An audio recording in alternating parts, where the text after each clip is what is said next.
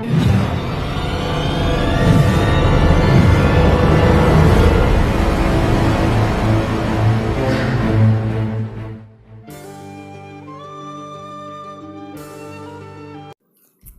adik-adik, telah kita saksikan bersama beberapa waktu lalu apa yang tengah terjadi, yaitu kehebohan yang benar-benar menyita waktu kita, yaitu adanya aksi bom bunuh diri dan penembakan di Mabes Polri.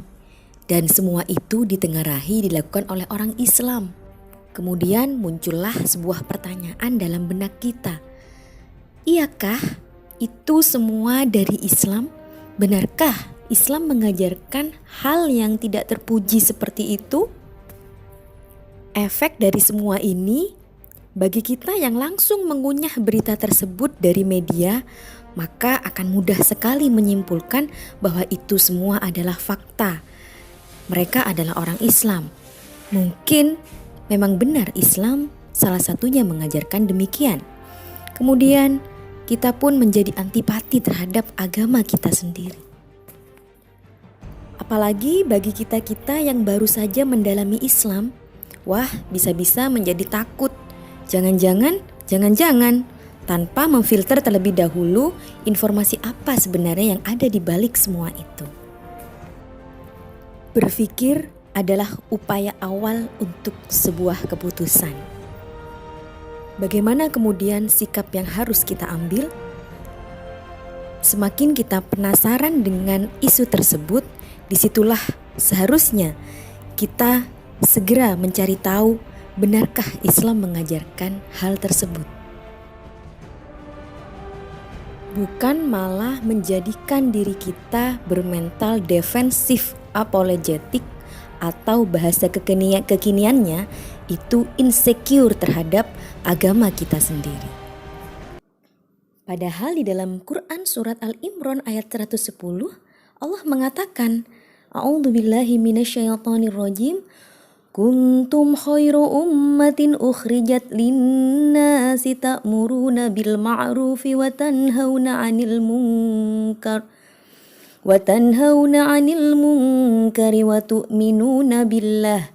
Walau amana ahlul kitabi lakana khairan lahum minhumul mu'minuna wa aktsaruhumul fasiqun. Kamu umat Islam adalah umat terbaik yang dilahirkan untuk manusia karena kamu menyuruh berbuat yang ma'ruf dan mencegah dari yang mungkar dan beriman kepada Allah. Sekiranya ahli kita beriman, tentulah itu lebih baik bagi mereka. Di antara mereka ada yang beriman, namun kebanyakan mereka adalah orang-orang yang fasik. Allah Subhanahu wa Ta'ala telah menyebutkan di dalam nas-Nya bahwasanya kita umat Islam sebagai khairu ummah, orang-orang terbaik, kaum terbaik yang menyeru kepada yang baik dan mencegah dari yang mungkar. Maka tidak akan pernah bertemu sebuah kemaksiatan, sebuah kesalahan dan dosa itu sebuah ajaran untuk atau bagi kaum muslimin. Bom bunuh diri merupakan satu hal yang haram. Islam sama sekali tidak pernah mengajarkan itu. Bagaimana mungkin Islam yang dahulunya tidak pernah ada di masa jahiliyah ketika orang-orang tidak enggan untuk mengubur bayi hidup-hidup.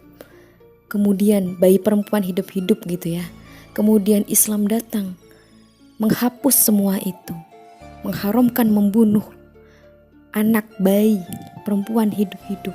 Kemudian melarang khomer, melarang perzinahan yang menyebabkan kaum Aus dan Khazraj yang awalnya mereka saling bertikai, kemudian saling hidup rukun, yang membuat orang-orang yang sebelumnya haus akan harta dunia, entah itu harta haram, entah itu hasil korupsi, kemudian ketika dia mengenal Islam, maka mereka tidak akan segan-segan untuk mengeluarkan uangnya di jalan Allah, mensedekahkan, menginfakkan uangnya di jalan Allah.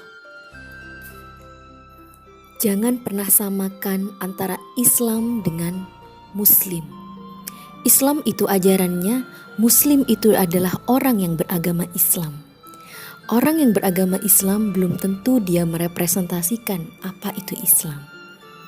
Orang yang beragama Islam bisa merepresentasikan agama Islam. Tapi tidak bisa dipukul rata bahwasanya orang Muslim itulah representasi dari umat, dari Islam itu sendiri. Islam adalah agama yang diridhoi oleh Allah Subhanahu wa Ta'ala di muka bumi ini. Islam dengan segenap ajarannya adalah agama yang paripurna, diturunkan sebagai mukjizat kepada Nabi Muhammad SAW agar disampaikan kepada seluruh umat manusia hingga akhir zaman nanti sebagai pedoman hidup di dalam menjalani kehidupan di dunia. Sehingga apabila kita menemukan orang Islam yang berbuat tidak sesuai dengan ajaran agama Islam, maka bukan Islamnya yang salah, tapi orangnya. Karena Allah membekali manusia juga dengan hawa nafsu. Manusia bisa memilih, dia akan condong kepada ketaatan atau keburukan. Sehingga kita harus mengukurnya apakah benar ajaran Islam seperti itu. Oleh karena itu, kuncinya adalah terus menuntut ilmu agama, pahami Islam dengan sebenar-benarnya, sehingga tidak ada lagi rasa insecure dalam diri kita bahwasanya Islam itu mengajarkan sesuatu hal yang negatif. Jangan takut untuk mengatakan I am a Muslim. Saya adalah seorang Muslim. Muslim yang seperti apa? Muslim yang benar-benar merepresentasikan apa itu Islam. Sehingga kalau terjadi berita-berita yang telah kita bahas, begitu ya, kita tidak menelan mentah-mentah, melainkan kita cari tahu dulu. Kita bertanya pada guru ngaji kita bertanya pada ustadz, kita banyak membuka pelajaran begitu ya tentang agama Islam. Benarkah demikian? Cari-cari dan cari tahu. Maka kita akan cerdas. Ada apa sebenarnya di balik semua itu?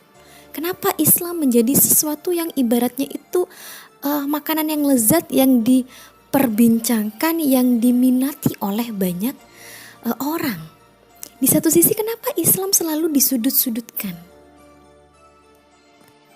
Perlu kita ingat kembali di dalam Quran surat Al-Baqarah ayat 120 Allah Subhanahu wa Ta'ala mengatakan, A'udzubillahi minasyaitonirrajim. Walan tarda ankal yahudu walan nasara hatta tattabi'a millatahum. Qul inna hudallahi huwal huda wala in ittaba'ta ahwa'ahum ba'da alladhi ja'aka minal ilmi ma laka minallahi min waliyyin wala nasir. Orang-orang Yahudi dan Nasrani tidak akan senang kepada kamu hingga kamu mengikuti agama mereka. Katakanlah, sesungguhnya petunjuk Allah itulah petunjuk yang benar. Dan sesungguhnya jika kamu mengikuti kemauan mereka setelah pengetahuan datang kepadamu, maka Allah tidak lagi menjadi pelindung dan penolong bagimu. Jadi ayat ini merupakan satu bentuk kewaspadaan yang harus dipegang teguh oleh kaum muslimin.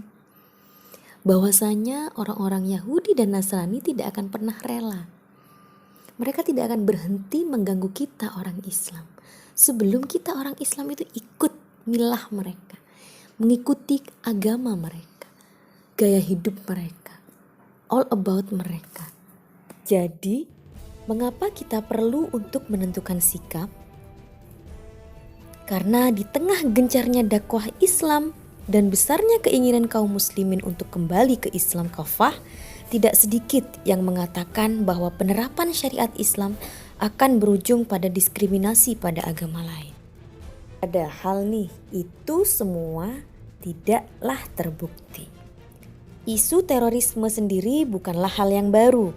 Pasca peristiwa 9/11 yang meruntuhkan menara kembar World Trade Center atau gedung WTC di Amerika tahun 2001 lalu, George Bush yang saat itu menjabat sebagai Presiden Amerika Serikat, bersesumbar bahwa peristiwa itu merupakan genderang perang antar peradaban.